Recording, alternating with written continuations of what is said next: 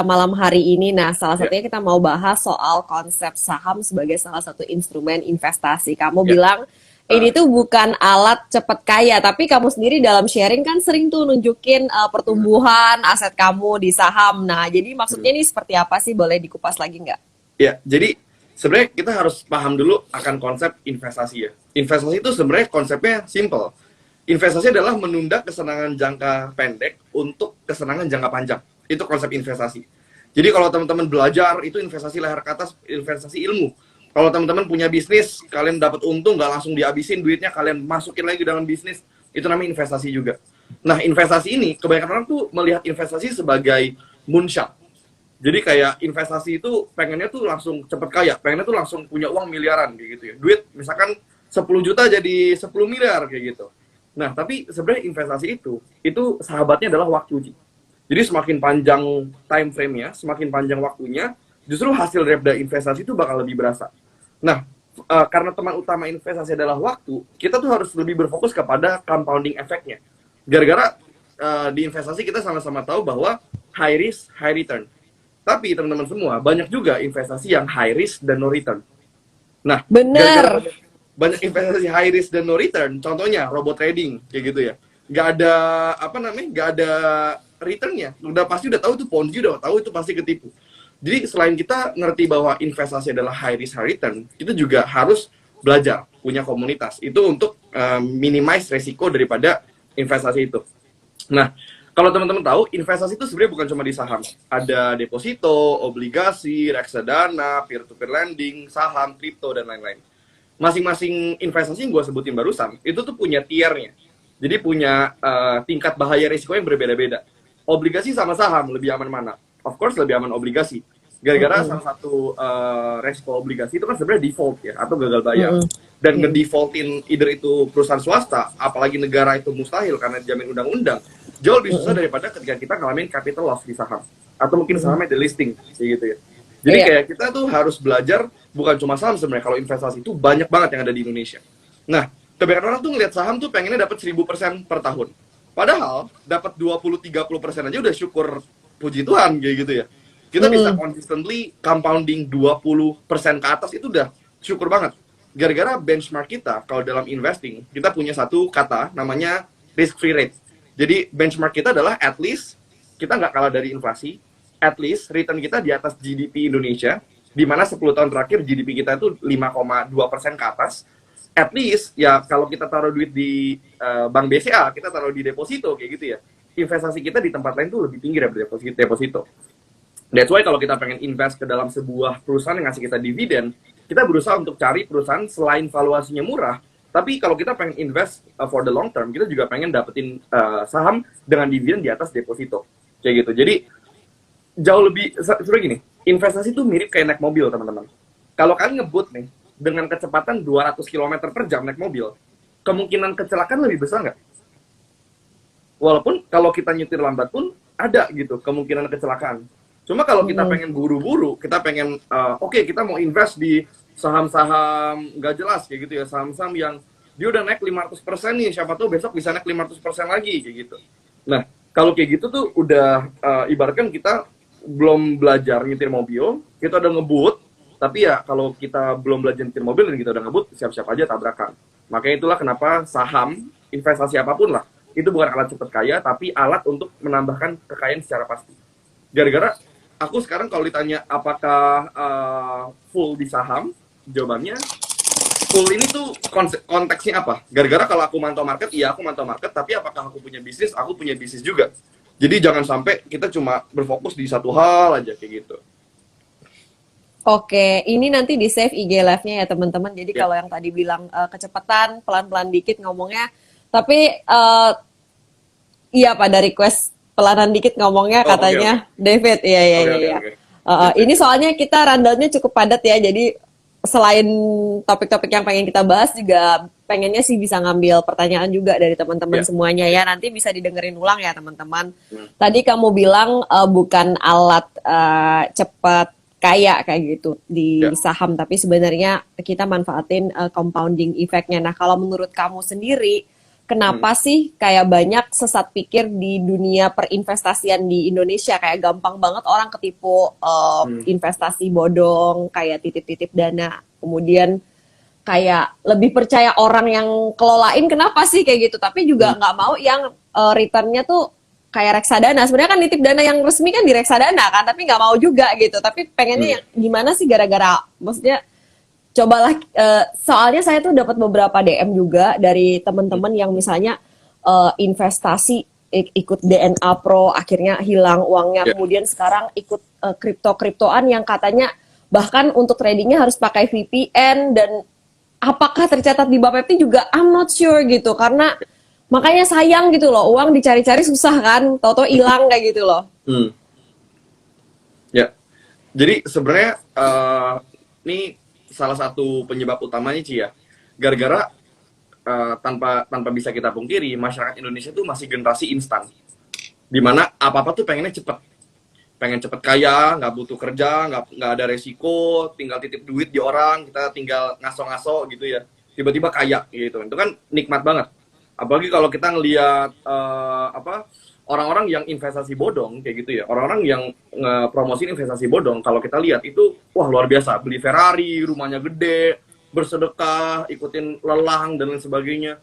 Jadi mungkin katanya tuh wah banget, dan kayak 5 bulan ikutan bisnis ini saya sudah bisa beli Ferrari gitu kan.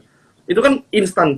Jadi kata-kata instan, cepat, tanpa risiko, tanpa nunggu lama, itu tuh laku banget ke orang-orang Indonesia.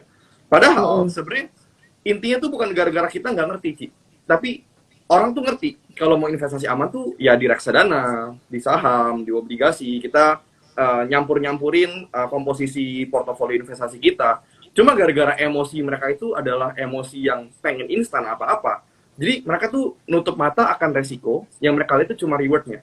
Sedangkan konsep investasi teman-teman adalah untuk menjaga risiko.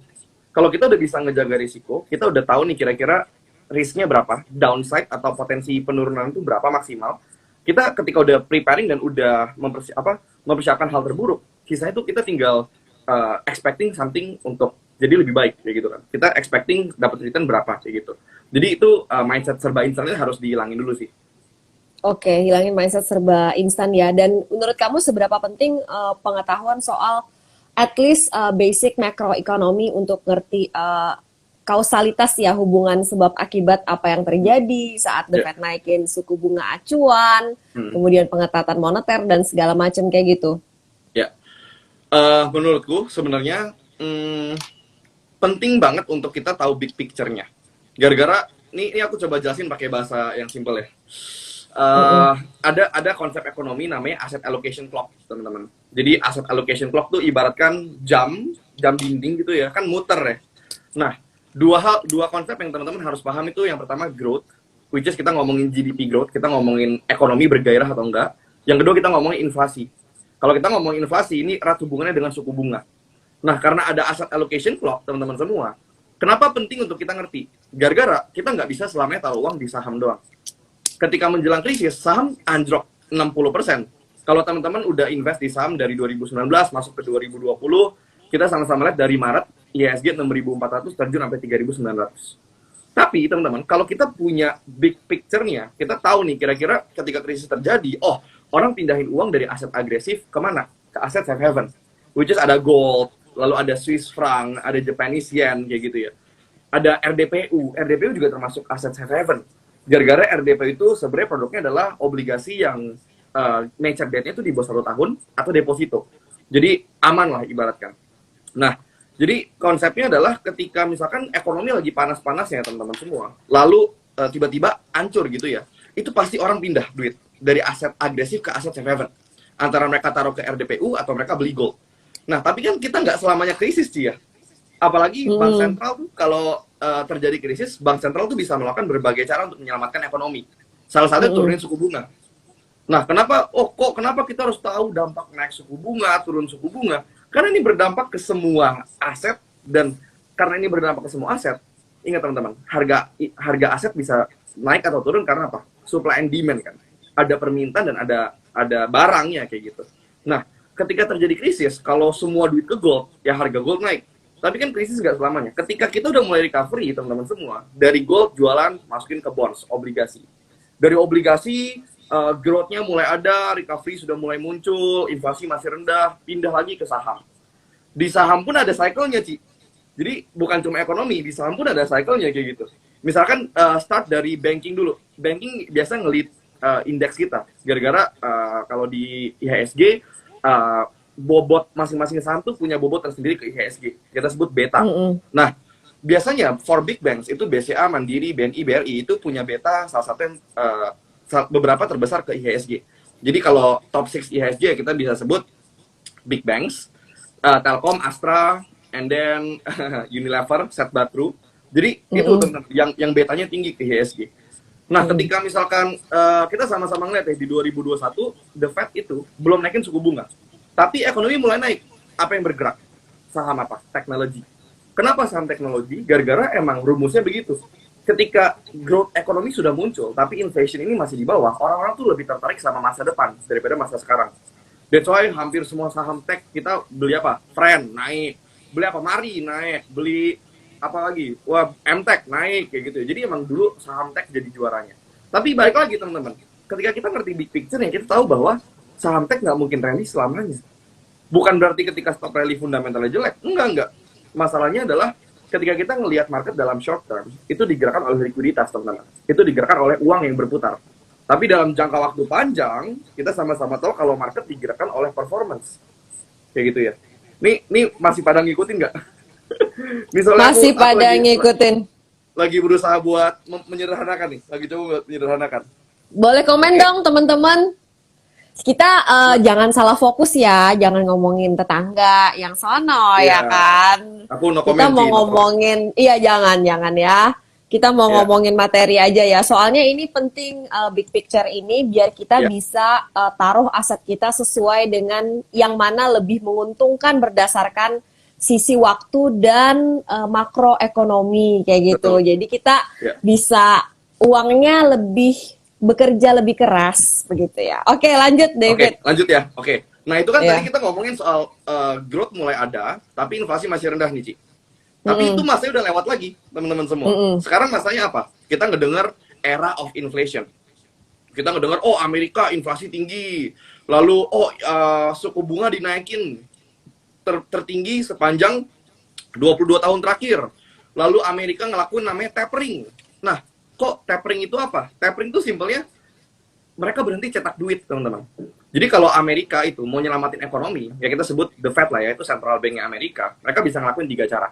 Yang pertama mereka turunin suku bunga supaya orang-orang tuh minjemnya murah, teman-teman. Ketika orang minjem murah, mereka spending, ekonomi bergerak.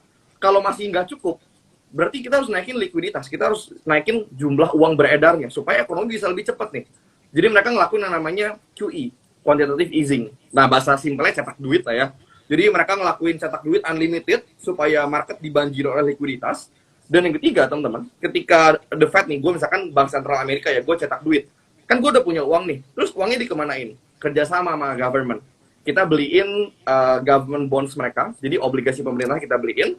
Jadi government US itu punya uang, fresh cash, mereka pakai untuk ngasih stimulus. Jadi mungkin teman-teman tahu tuh, orang-orang Amerika tuh dulu dikasih cek $1.000 untuk stimulus, Ci. Jadi orang-orang Amerika tuh tujuannya tuh supaya ekonomi bergerak dulu. Mereka dikasih duit gratis, mereka dikasih bantuan, kayak gitu-gitu. Nah, ketika ekonomi sudah mulai bergerak, kan inflasi mulai muncul ya. Nah, cara untuk menanggulangi inflasi, ya itu adalah dengan naikin suku bunga dan stop untuk cetak duit. Itulah kenapa kalau krisis kita turunin dan cetak duit, kalau udah naik ya kita stop ngelakuinnya. Karena kalau kita nggak stop dan kita nggak atur ulang suku bunga, yang akan terjadi itu hyperinflation.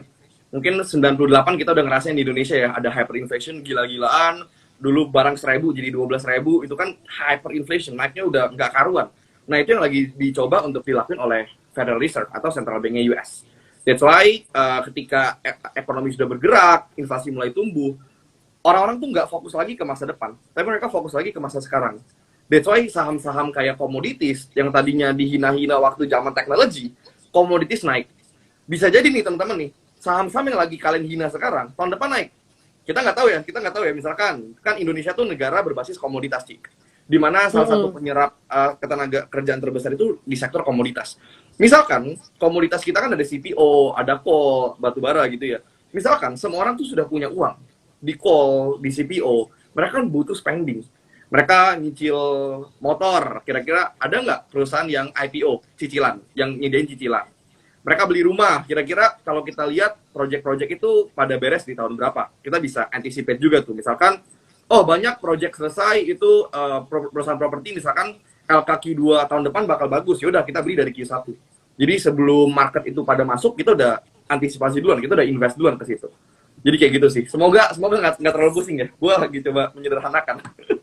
Iya, iya, iya. Jadi intinya kalau dari komoditas itu ya teman-teman kan negara kita ini dulu kita pernah ekonomi enak banget yaitu pada saat Ya, misalnya dulu zaman properti jaya-jayanya mungkin teman-teman ingat beberapa tahun yang dulu itu ya. kalau kita beli rumah sekarang katanya hari Hmm. Senin udah beda harganya Hari itu Senin harga zaman naik. kita Ya, komoditi komoditi boom ya karena negara ya, kita tuh masih sangat mengandalkan pada komoditas ya kayak ya, batu ya. bara, kemudian Hmm. juga karet kayak gitu ya Ya. teman-teman atau juga Hmm. kelapa sawit kayak gitu. Nah, jadi kalau sekarang harga komoditas itu naik, kemungkinan besar banyak orang-orang yang bisnisnya di sini tuh bergairah lagi. Jadi Ya, mereka pegang uang lagi. Uangnya larinya kemana sih? Nah, itu yang tadi dijelasin oleh David. Jadi betul. memproyeksikan Hmm. kemana perekonomian bergerak. Jadi kayak mungkin Hmm. kalian udah bisa duluan masuk ke Ya. emiten-emiten yang kalian pikir akan mendapatkan berkah Hmm. dari komoditi boom Ya, saat betul. ini dan Betul. nanti gitu. Oke, Hmm. kemudian kita ke bagian nanti kita untuk pertanyaannya boleh ditulis di kolom Q&A ya teman-teman atas request teman-teman yang lain. Tadi kita Hmm. matiin kolom komennya karena Ya. jadi pada salah fokus semuanya. Oke, trading versus investing. Nah, Ya. kalau menurut kamu apa mendingan satu aja Ya. fokus atau memang tetap harus dipisah-pisahin nih akunnya pun portonya? Hmm. Ya, sebenarnya kalau ngomongin trading versus investing ya, itu tuh mirip sama kalian makan bubur diaduk atau nggak diaduk. Karena balik lagi ke preferensinya apa. Gara-gara nggak semua orang tuh sebenarnya harus trading, teman-teman. Trading tuh capek loh. Apalagi size kalian membesar gitu ya. Sorry itu saya, misalkan kita trading uang 50 juta, 500 juta, 5M, 50M, itu udah pasti tingkatannya berbeda. Mungkin kita sama-sama kenal ya, ada pemain-pemain besar, kita sebut smart money, institutional money, dana pensiun, insurance, dan lain sebagainya. Mereka kelola duit ratusan M sampai triliunan. Itu mereka susah untuk trading, teman-teman. Gara-gara salah satu masalah trading, ketika size kalian membesar, itu nanti ada di likuiditas. Gara-gara kalau trading, teman-teman, misalkan nih ya, kan ada volume transaksi ya. Nah, setiap hari itu nggak semua saham volume transaksinya tinggi. Logiknya, teman-teman, kalau kalian pengen makanin barang, dan kalian tuh cuma fokusnya trading, kalian punya dana 10 miliar misalkan. Lalu kalian pengen makanin saham dengan volume transaksi di bawah 5M sehari. Berarti, kalau kalian pengen makanin barang ya, kan harus makanin offernya. Jadi kalian HK. Kalau semua offer kalian makanin, harga sahamnya bakal naik. Betul, itu konsepnya adalah kenapa kalau big player tuh bisa ngegoreng saham gara-gara ya kita punya uang, kita bisa nge-HK barang. Tapi teman-teman, ada satu konsep yang teman-teman harus tahu, semakin besar modal kalian. Kita sebut ini namanya VWAP. Jadi VWAP itu adalah volume weighted average price. Nah, volume weighted average price ini simpelnya adalah seperti kalau kita lihat nih ada offer di 500, 505, 510, 515. Lalu makin atas itu makin banyak offernya dan kita makin atas kita makanin lebih banyak dananya, otomatis average price kita akan makin naik kan, Ci? Nah, pertanyaannya gini, kalau kita makanin 5 papan, tapi di bid itu nggak ada orang yang mau beli barang kita, gimana mau jualnya? Itulah kenapa, sorry itu saya nih, kalau teman-teman yang main bid and over analysis, ketika kita ngelihat ada saham yang lagi di HK hajar naik, itu kenapa ada yang namanya fake bid, teman-teman. Itu jadi bidnya tuh sengaja gede gitu, misalkan biasanya cuma 10.000 jadi 100.000, frekuensinya kecil tapi tujuannya apa? Untuk mancing retail masuk. Wah banyak nih yang mau beli nih di kiri, wah nggak ada yang mau lepas barang, kita HK terus. Tujuannya untuk menuhin running trade, tujuan untuk ketika retail lihat, oh ini bidnya ditahan, ketika retail HK dan udah mulai rame gitu ya, si big player yang megang barang bawah dan dibantu naikin sama retail, dia bisa langsung ngebuang kiri, Ci. Itulah kenapa saham-saham yang kadang bisa arah, tiba-tiba teng sampai ARB. Itu gara-gara big playernya ngehaki semuanya. Kan gue udah pegang barang bawah. Thank you ya retail udah bantu naikin. Jadi tuh ngeri tuh. Kalau teman-teman yang sering main scalping tahu baca bid offer tuh kadang-kadang kalau kita fake bid hilang, maksudnya bid tebel, tiba-tiba hilang itu kan ketar-ketir ya. Langsung pada cabut. Dihajar ke ARB. Wah, langsung pada cut loss retail. Di ARB dinaikin lagi. Itu kan yang apalagi buat para pemula yang bikin mental kalian hancur kayak gitu. Jadi itulah kenapa trading itu sebenarnya lumayan tricky, apalagi modalnya makin besar. Tapi kalau ngomongin trading versus investing, teman-teman semua, menurut gue harus dilakuin dua-duanya. Kenapa? Yang pertama, investasi itu adalah kewajiban. Jadi misalkan kalian punya dana trading nih, misalkan ya, lalu kalian untung. Nah, kalian bisa nih 50% kalian reinvest ke dalam dana trading kalian atau dan 50% ya kalian taruh ke dana investasi. Jadi dana investasi ini kalian beli investasi pun ada berbagai macam ya. Ada value investing, ada growth investing, ada dividend investing. Nah, teman-teman tinggal tentuin lah kalian tuh nyamannya di mana. Misalkan kalian pecah dua. Yang pertama, dana investing kalian 50% untuk beli saham-saham dengan dividen yang terus naik kayak gitu.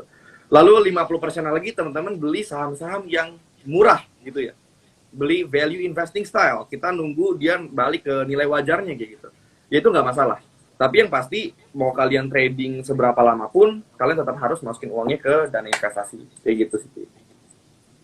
Oke, ini yang jangan sampai kelupaan ya, Ya. untuk investasi ya, karena kadang-kadang kita fokus sibuk Hmm. cari cuan dalam jangka waktu lebih pendek sampai Ya. kelupaan investasinya. Jadi jangan ya teman-teman.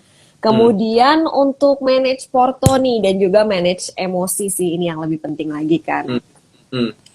Gini, sebenarnya kalau manage porto dan manage emosi, teman-teman semua, kita tuh harus selalu mikirin resikonya dulu. Gara-gara kalau ada orang nanya kayak, Fit, sebenarnya berapa jumlah saham yang pas di porto kita? Ini balik lagi sama berapa banyak lu ada di market, lalu lu nyamannya berapa, cara main yang lu pakai seperti apa. Gara-gara kalau trading pun tuh ada banyak macam, teman-teman. Jadi ada yang scalper gitu ya, kayak mungkin teman-teman tahu Mas Bekti, Om Ben. Lalu ada juga yang typical swing kayak gua, Ko MY, and then Ko Chris, kayak gitu. Jadi masing-masing trader pun punya cara main yang berbeda-beda. Bukan berarti scalper nggak boleh swing dan bukan berarti swing trader nggak boleh scalping, teman-teman ya. Tapi itu lebih ke preferensi aja. Nah, kalau misalkan managing porto, teman-teman, kalau gua itu idealnya 6 sampai 8 saham. Kenapa 6 sampai 8 saham? Karena kalau kita kebanyakan saham, apa bedanya sama kita beli reksadana indeks? Kita beli aja reksadana indeks. Jelas-jelas weightingnya mirroring IHSG kayak gitu. Justru keunggulan kita sebagai retail adalah agility. Kita bisa berpindah-pindah, kita bisa, kalau fund, teman-teman semua, ini fun fact aja ya, kalau fund-fund besar, asset management, ketika krisis, menurut teman-teman mereka bisa nggak jual semua barang? Jawabannya nggak bisa, karena ada regulasinya. Jadi kalau krisis, teman-teman, itu hampir semua aset management ikutan hancur. Sedangkan kita retail, kita ngeliat udah ada hawa-hawa nggak enak di market, lu bisa all out, lu bisa cabut semuanya. Itulah keunggulan retail daripada fund. Kita geraknya bisa lebih cepat. Nah, jadi kalau gua 6 sampai 8 tuh cukup. Tapi teman-teman semua, Fit, kalau gua pegang 20 berarti return gua pasti kalah dong sama lu. Jawabannya belum tentu juga. Kalau lu pegang 20-20-20-nya naik 100%, ya bisa jadi return lu lebih gede dari gua. Tapi gini teman-teman, kenapa kita tuh nggak boleh pegang terlalu banyak saham? Yang pertama, untuk seorang retail, analisa tuh nggak semudah itu. Maksudnya, apalagi investing sih ya, kita harus bedah laporan keuangan, bedah bisnisnya, ngitung valuasinya.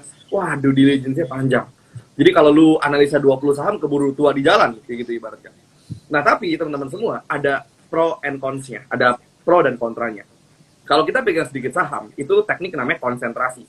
Kita fokus kepada beberapa saham pilihan kita yang menurut kita terbaik. Prosnya apa? Keunggulannya? Keunggulan adalah ketika harga sahamnya naik, itu ke porto grow-nya lebih tinggi, Ci. Tapi, ketika sahamnya turun, yang ngaruhnya turun juga lebih besar. Tapi kalau porto ke diversifikasi, kalau misalkan ada naik 100% kayak gitu ya, belum tentu ngaruh ke porto growth-nya tinggi.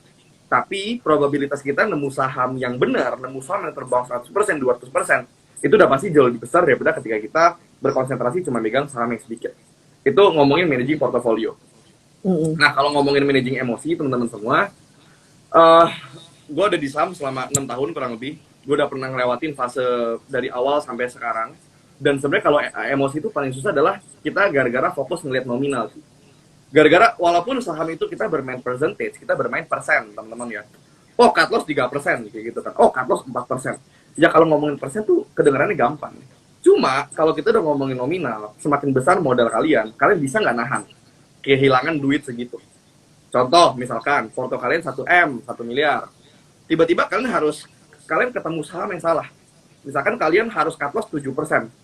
Kalian hilang 70 juta, rela nggak teman-teman? Mungkin. Beli apa 70 juta? 70 Sukanya juta gitu bisa kan, beli kita apa? gituin. Gitu kan. Jadi malas cut loss kan. Jadi malas Kalau cut aku loss. pribadi sih kayak gitu, kayak misalnya gini, Pit. Gue misalnya pelit banget nih beli tas yang gue kepengen. Sekali gue cut loss, dapet tuh tas yang gue kepengen. Kan kesel kan? Akhirnya nunda-nunda cut loss kan. Semakin berat, semakin dalam, semakin galau. Nah itu sih kalau pengalaman aku pribadi. Ya, sebenarnya kan ada ya orang-orang yang anti cut loss. Sebenarnya kalau ngomongin cut loss atau nggak cut loss, itu tuh tergantung teman-teman. Yang pertama, kalau lu nggak mau cut loss, lu harus ada di saham yang tepat. Dan conviction lu tepat. Kalau misalkan lu pengen pegang saham itu 10 tahun, ya lu nggak perlu cut loss. Hajar aja terus. Tapi, kalau lu masuk sebagai scalper, atau lu masuk sebagai, oh gue pengen trading jangka pendek, kalian pakai signalnya misalkan, dia break EMA 10, gue hajar. Itu kan short signal ya. Itu kan short buy signal. Kalau lu masuk dengan trading singkat, tapi ketika turun lu nggak mau cut loss dan jadi investing, itu yang salah. Ngerti gak teman-teman? Jadi masalah cut loss nggak cut loss tuh sebenarnya bukan permasalahan. Balik lagi ke planning pas masuknya itu gimana? Kalau lu pegang, let's say pegang IND misalkan, tahun 2020 harga 300-400 perak, lu beli 300 dia turun ke 250, lu nggak mau cut loss nggak masalah teman-teman. Gara-gara emang udah murah banget, lu tinggal hajar bawah lagi. Tapi kalau lu masuk saham-saham kayak misalkan Bumi terbang gitu ya, lalu misalkan KBAG terbang, lalu FPNI terbang semua, dan itu digerakkan bukan oleh fundamental, dan kita masuk gara-gara, oh ini saham terbang, semoga bisa terbang lebih tinggi lagi, dan kita nggak tahu fundamentalnya seperti apa, dan kita nggak mau cut loss. Nggak semua saham tuh balik loh ke titik tertingginya, dan kita nggak pernah tahu. Bisa jadi ketika harga sahamnya dihancurin, turun 40%, 50%. Bukan masalah bisa naik lagi atau enggak, tapi ketika udah turun 50%, mental lu kuat nggak? Kalau dia turun sampai 90% gimana? Jadi masalah cut loss nggak mau cut loss itu terserah kalian. Tapi yang penting lu tahu kira-kira ketika masuk dalam sebuah saham, itu plannya seperti apa. Kalau lu nggak punya plan, trading nggak punya plan, investasi nggak punya plan, lu nggak nganalisa sebuah trade atau investing lu, ya wajar aja kalau porto lu nggak akan baik selamanya. Gara-gara salah satu cara untuk nge-manage psikologis adalah kita accept dulu kalau ada resiko di situ. Gitu sih. Wah, menarik banget tuh. Karena aku sendiri David kenal sama seorang fundamental guru ya. Dia santai aja pegang Unilever karena dia tahu it's capital efficient company gitu. Jadi dari awal buat dia itu malah bergain di harga yang sekarang. Tapi ini disclaimer on ya teman-teman. Jadi memang tadi dibilang David, dari awal tuh kita harus clear dulu beli sahamnya tuh buat apa tujuannya gitu, bukan kayak di tengah-tengah berubah pikiran. Ya, betul. Karena kita nggak siap sebenarnya mental kita untuk menerima risiko-risiko dari langkah-langkah yang kita ambil saat trading kayak gitu. Nah, David, boleh ceritain nggak dari pertumbuhan aset kamu itu banyak orang yang bilang kayak krisis ini kadang-kadang kita takut sama krisis ya saat krisis terjadi. Tapi buat orang yang siap, dia bisa benar-benar manfaatin situasi dan itu asetnya bisa tumbuh gede banget. Kalau buat kamu pribadi, kapan terjadinya percepatan aset kamu di saham atau di investasi lain yang itu benar-benar itu tuh sangat signifikan kayak gitu? Oke. Sebenarnya gini teman-teman. Krisis itu kalau dalam bahasa Mandarin itu namanya weiqi. Jadi weiqi ini artinya adalah danger and opportunity. Jadi kata bahaya dan kata kesempatan itu di satu kata yang sama. Jadi krisis. Jadi simpelnya kayak di tengah-tengah bahaya tuh ada kesempatan sebenarnya. Nah jadi ketika aku dulu waktu krisis COVID sih, awal krisis itu aku hampir bangkrut sebenarnya. Udah kan aku dulu invest banyak ke bisnis offline ya, itu udah ancur-ancuran lah. Kita duit nggak kan kita dulu aku ada perusahaan catering juga, itu duit masih di invoice, nggak bisa dicairin. Mau makan pakai apa gitu kan. Lalu aku punya perusahaan travel tutup, punya F&B omset turun 80%, saham tuh dari 6.400 sampai 3.900. Jadi awal-awal krisis tuh stres juga sebenarnya. Dan kamu nggak sempat keluar ya pas lagi pandemic crash? Aku keluar, tapi aku ada 20% di Porto waktu aku pandemik Maret 2020 itu, Ci. Jadi aku tuh 20% uangku, aku udah lihat itu turun sampai 64%. 64%. Dan nggak semua orang punya apa ya? Ya aku itu 20%, aku pikir ya udahlah cuma 20% gitu kan. Lagian nih krisis pertama pengen lihat bisa segila apa. Ternyata benar-benar gila. Tapi teman-teman semua justru karena gue pegang 20% waktu itu di Porto dan ada fotonya, Ci. Ntar aku ini deh, aku post lah sometimes di IG. Itu 2020 kacau banget pokoknya. Dan karena kita barang ada nyangkut di bawah, Ci. Kita kan jadi mantau market terus ya. Kita kan jadi cari entry kan, kayak oh market kita bisa entry kapan. Nah, ketika market mulai rebound, tuh aku mulai makanin banyak barang. Jadi ketika market kita kan baliknya V ya. Jadi mantulnya cepat, turunnya cepat teman-teman. Sebulan 2 bulan tuh wah turunnya gila banget, tapi mantulnya juga cepat. Bahkan di Oktober sampai Desember 2020 itu aku ngerasain salah satu bull market terenak sepanjang sejarah IHSG. Aku trade dari 2017, 18, 19 tuh sideways teman-teman. Susah cari duit. Kecuali lu punya kenalan big player ya, lu bisa dapetin barang mereka yang bagus. Tapi zaman tuh susah cari duit. Gara-gara banking juga stuck, semua big cap stuck, lalu second liner juga cuma beberapa yang stand out. Jadi 2020 crash pula. Jadi waktu Oktober sampai Desember 2020 bull market, itu benar-benar bersyukur banget. Nah, kalau aku sendiri krisis apakah untung atau tidak buatku itu untung sih. Gara-gara aku udah mempersiapkan dari zaman dulu tuh akan krisis ini. Gara-gara krisis itu mempercepat digitalisasi. Dulu semua bisnis offline, tiba-tiba berubah jadi online. Dulu aku ngeliat kayak, oh cari uang di saham susah banget ya, sideways, kita harus sering-sering trading. Di 2020 kita beli barang harga murah, kita tinggal tidur aja 2021 rally tinggi kayak gitu. Jadi ketika krisis teman-teman semua, gue ngerasain sampai bawah banget, sampai ngeliat Porto tuh merah dalam banget. Cuma kalau kata orang, the best time to buy adalah ketika ada banyak darah berserakan di jalan. Bahkan sometimes itu ada darah kalian, itu benar sebenarnya. Konsepnya kan gampang ya. Oh, kalau kata Warren kan buy ketika orang-orang takut, jual ketika orang-orang greedy. Tapi kenyataannya, ketika kalian lihat saham-saham itu udah pada turun 60%, 70%, belum tentu kalian berani masuk juga. Karena itu psikologis manusia kayak gitu lah. Walaupun itu secret yang terdengar mudah, ketika dipraktekin itu sama sekali nggak mudah. Jadi Fit, kalau sekarang bakal ada krisis berikutnya nggak? I don't think so, teman-teman semua. Gara-gara kalau kita ngelihat krisis besar kayak sekarang, teman-teman bisa belajar dari 100 tahun terakhir. Ada the Great Depression, ada dari Spanish Flu malah. Spanish Flu, Great Depression, lalu World War, Perang Dunia Kedua, lalu kita pernah ngalamin krisis moneter 98, subprime mortgage 2008, lalu kemarin COVID 2020. Patternnya selalu sama sih. Ketika ada crash besar di ekonomi, setelah itu diikuti oleh long period of prosperity atau kenaikan ekspansi ekonomi yang besar-besaran. Di Amerika, Indonesia juga ngalamin dampaknya.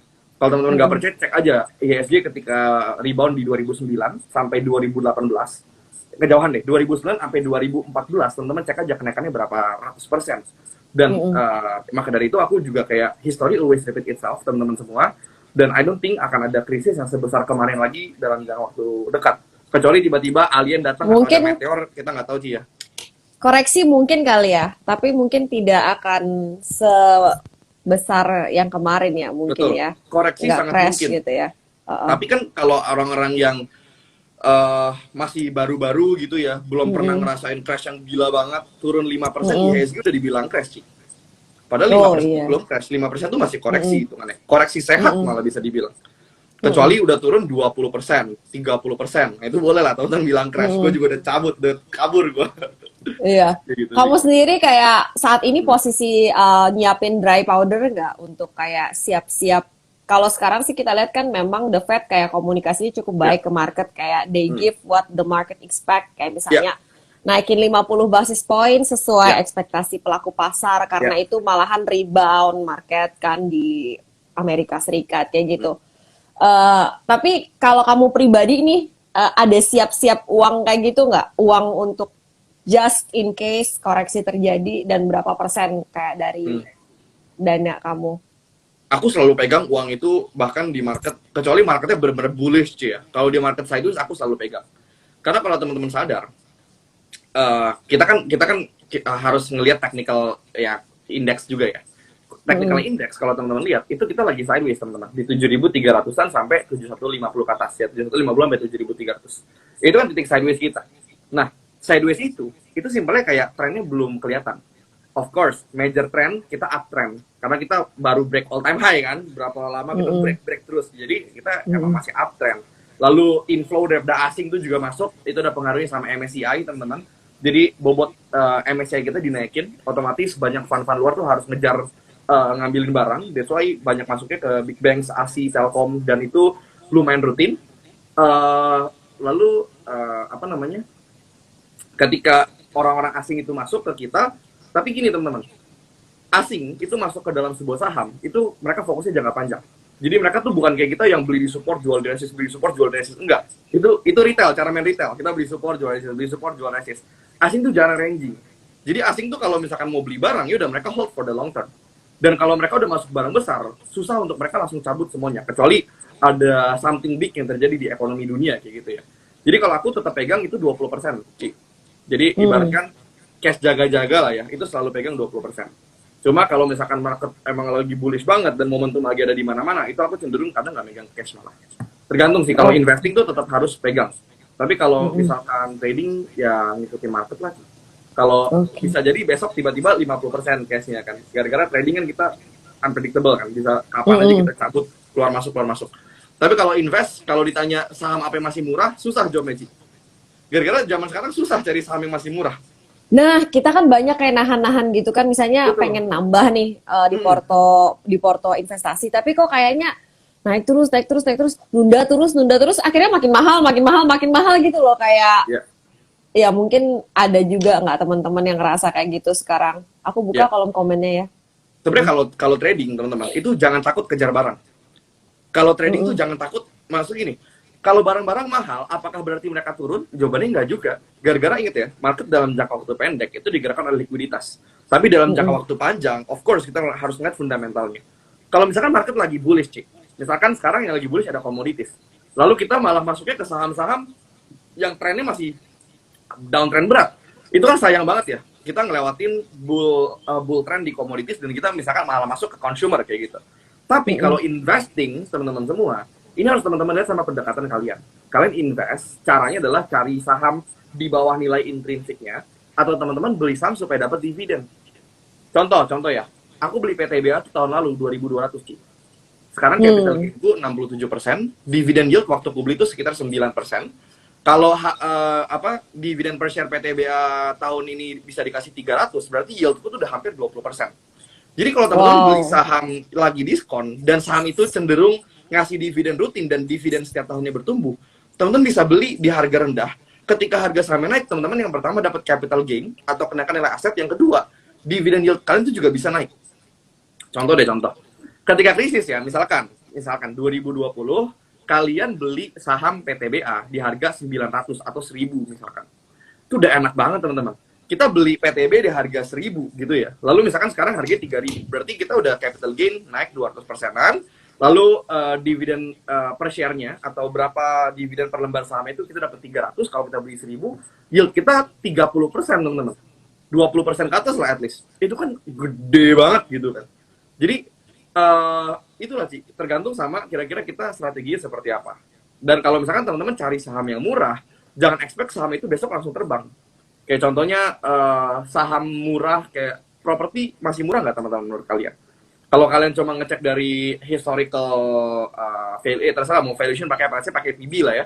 Kalau kalian cek dari historical PB ya PBV-nya, misalkan dalam 3 tahun atau 5 tahun terakhir, properti sekarang masih murah.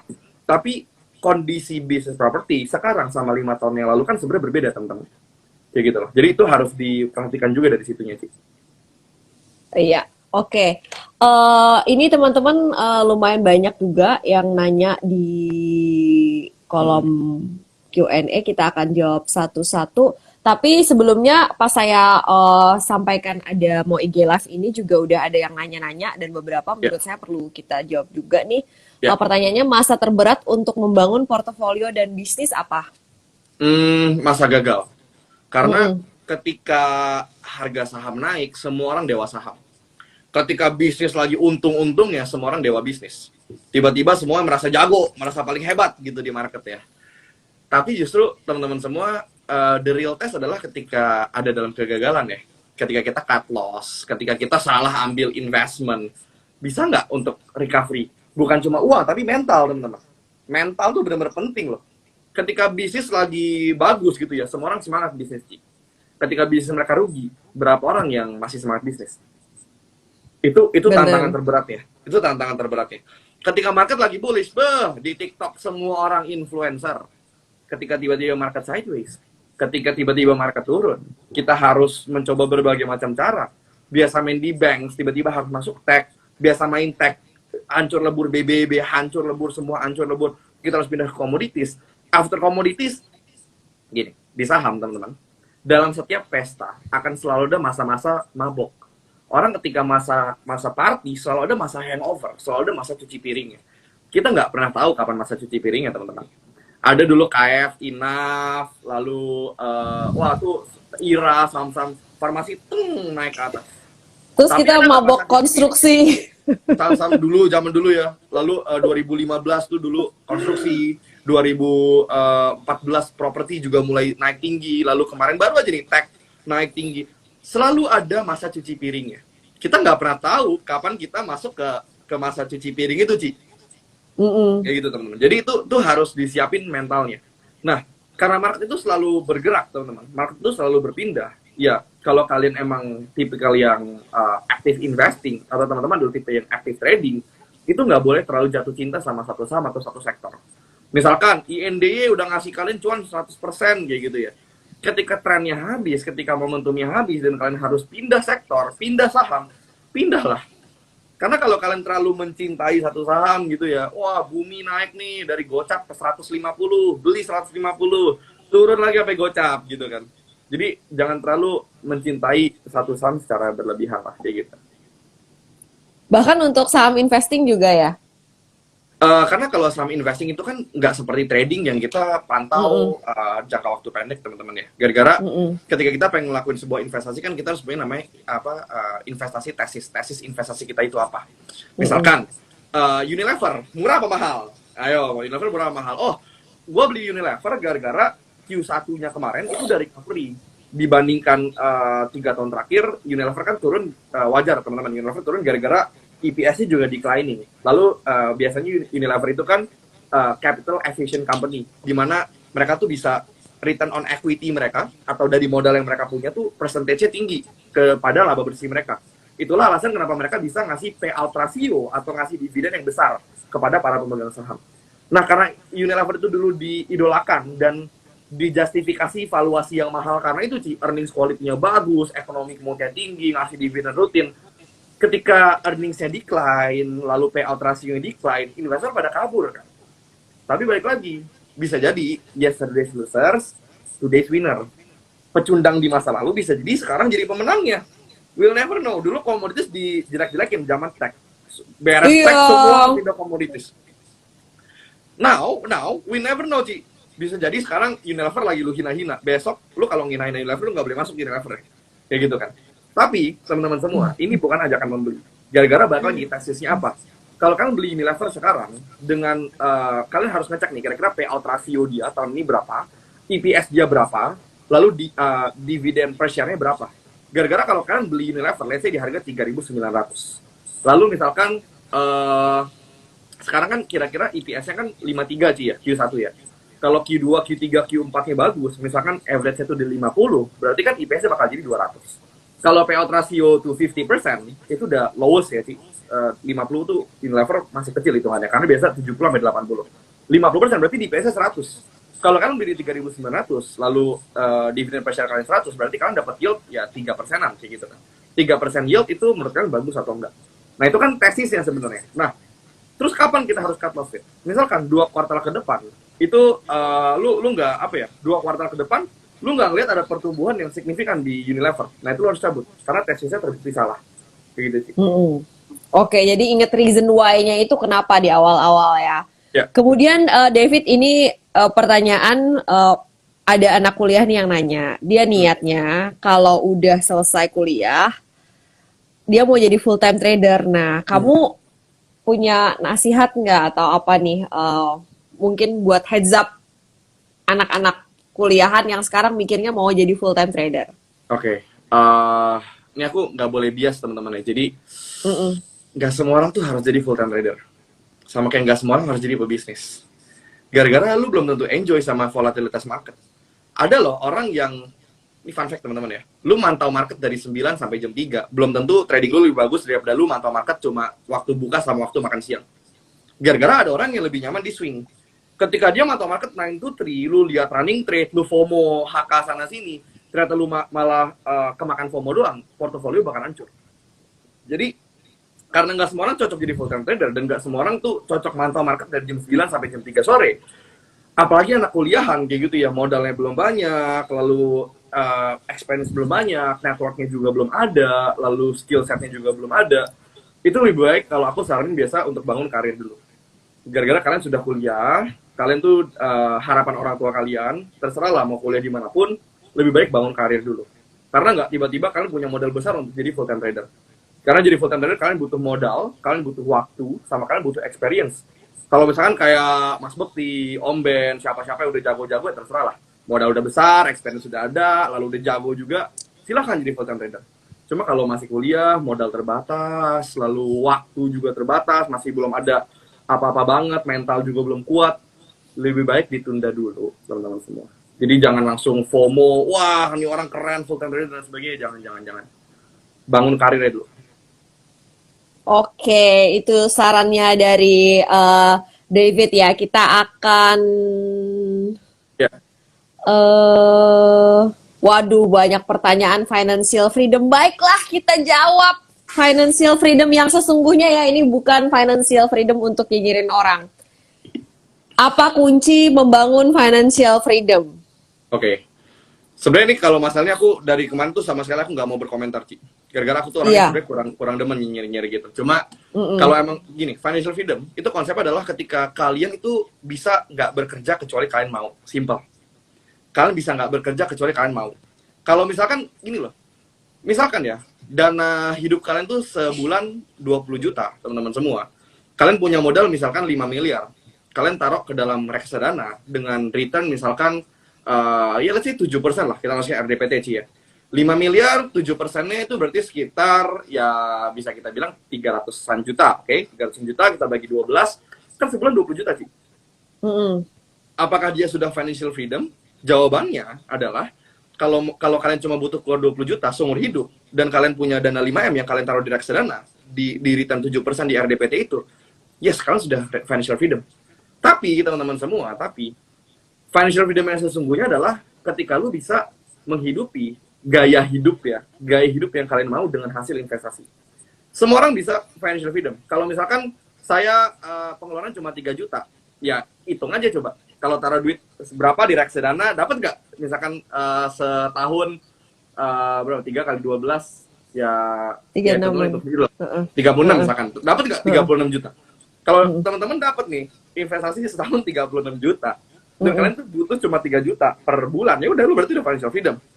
Sesimpel ketika return investment tuh lu bisa udah nge-cover pengeluaran gaya hidup yang kalian inginkan. Tapi teman-teman, kalau masih muda, nggak usah ngomongin financial freedom. Masih jauh teman-teman semua. Karena logiknya gini deh, buat apa kalian cepet-cepet financial freedom?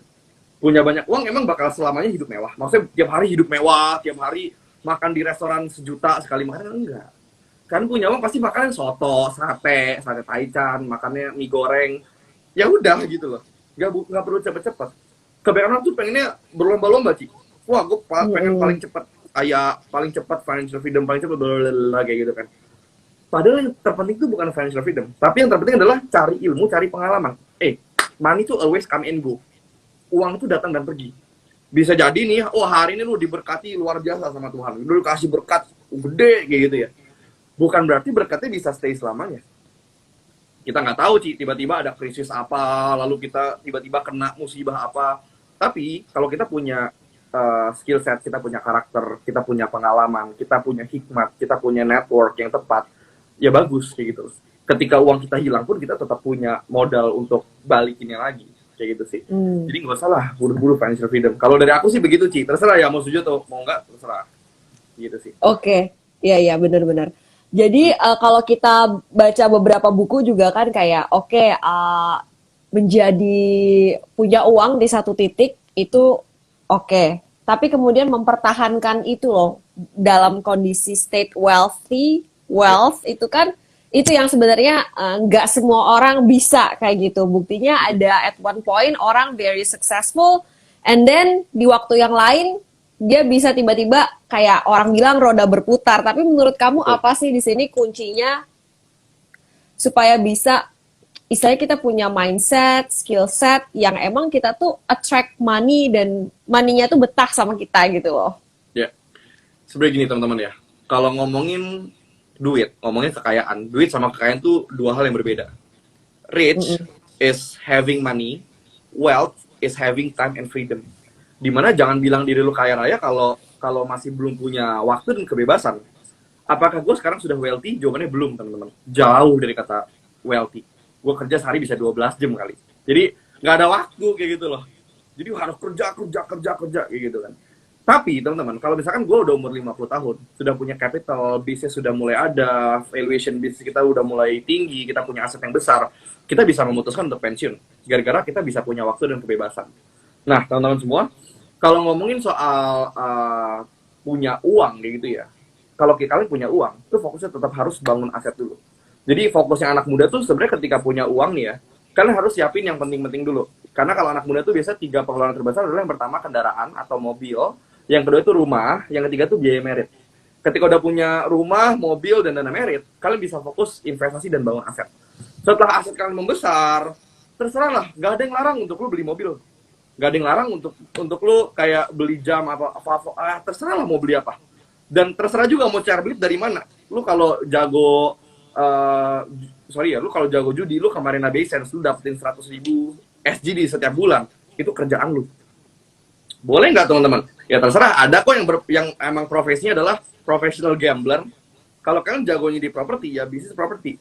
Jago dimanapun terserah lah. Lakuin bisnis yang kalian suka. Dapetin uang, invest. Dapetin uang, invest. Setelah kalian sudah punya cukup aset yang besar, barulah kalian untuk nikmatin uang yang kalian punya. Gitu sih. Oke, terima kasih David. Ini lucu banget ada yang minta di-spill emiten di... Tapi nanti kita nggak tahu kalau Davidnya udah dia take profit atau udah nggak pegang emiten itu lagi, kita nggak tahu. Nanti kalian masih tetap pegang ya. Mendingan kita cari sendiri ya emiten masing-masing ya yang sesuai dengan porto kita masing-masing. Thank you David untuk waktunya, sharing sessionnya pada malam hari ini. Semoga berkah dan terus menginspirasi ya. Thank you.